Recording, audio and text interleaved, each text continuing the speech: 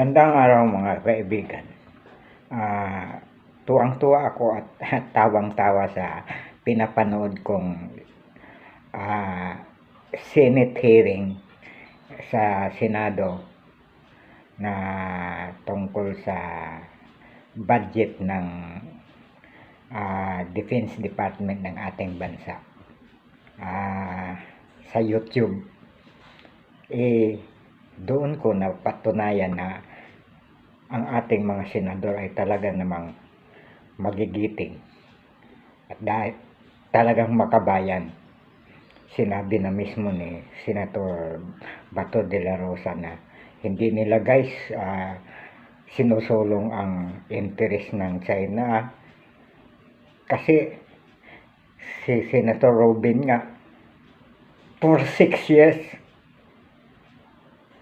hindi natin kailangan ang mga kano at kung sino pa man dyan. Nagawa natin ng 6 years yan. Siya nga mismo, kungaan niya bangka lang aking ginamit Nakapunta ako doon sa Ayungin Sul Talagang ipaglalaban natin yan.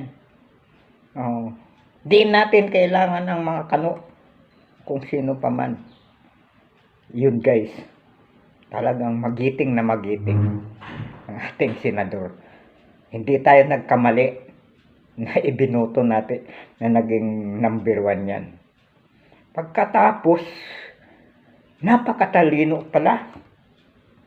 Dahil doon na may nakuha akong 2 bokabularyo sa panood ko. Yung sinasabing wardabog at saka suplipay. Ito guys, yung wardabog, isang verb yan.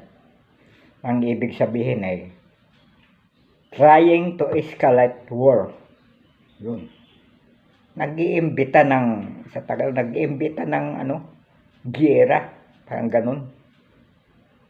Ito namang suplipay ay to bring food and water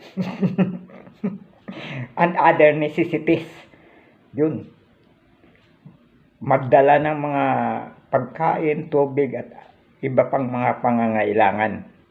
Suplify. Ayan. So, tandaan nyo guys sa yan, vocabulary. Baka next year na sa Webster Dictionary na yan. Wardabog at saka suplifies.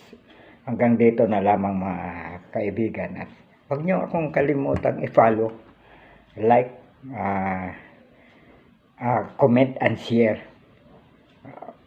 Good day sa ating lahat.